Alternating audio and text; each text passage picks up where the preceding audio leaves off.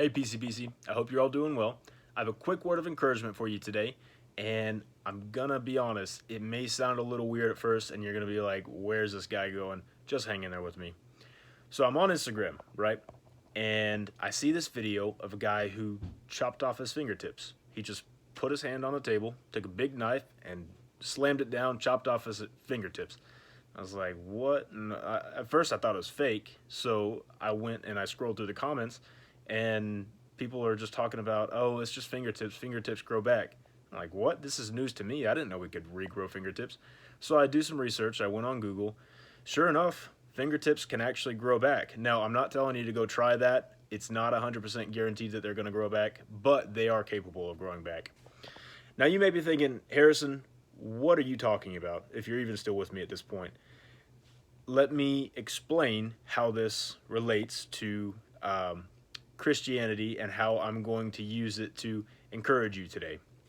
So it got me thinking, as Christians living in a non-Christian world, we are going to have a lot of backlash. We're going to be made fun of. We're going to be hated. And because of that, we may have some wounds and some scars along the way. If you've ever heard the phrase, sticks and stones may break my bones, but words will never hurt me, and you've lived on this earth more than a few years, you know that that phrase is not true. Words do hurt.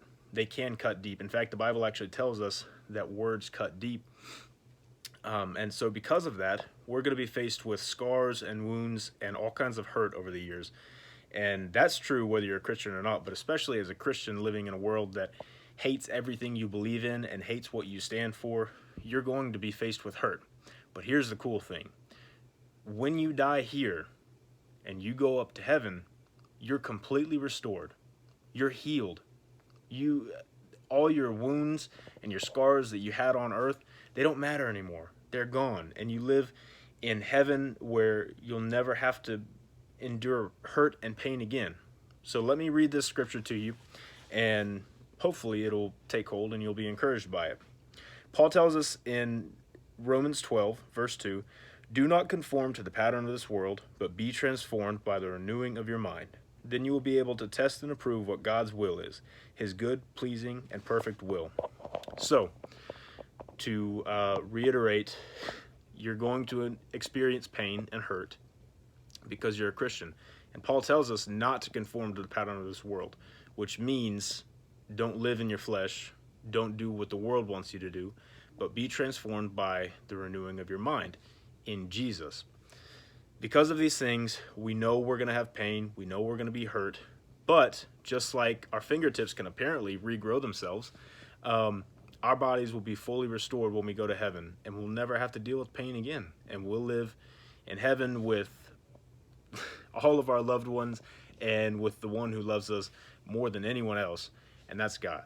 So I don't know if that made a lot of sense. I hope it did. It made sense in my head. It may not make sense in your head, but I don't know. I hope I've encouraged you today. Take that scripture. Do not conform to the world, but live for Jesus. And just know that just like your fingertips, if you ever lose one or two, one day we will be made new in Jesus in heaven. So that's all I have for you today. I love you. I'll see you soon.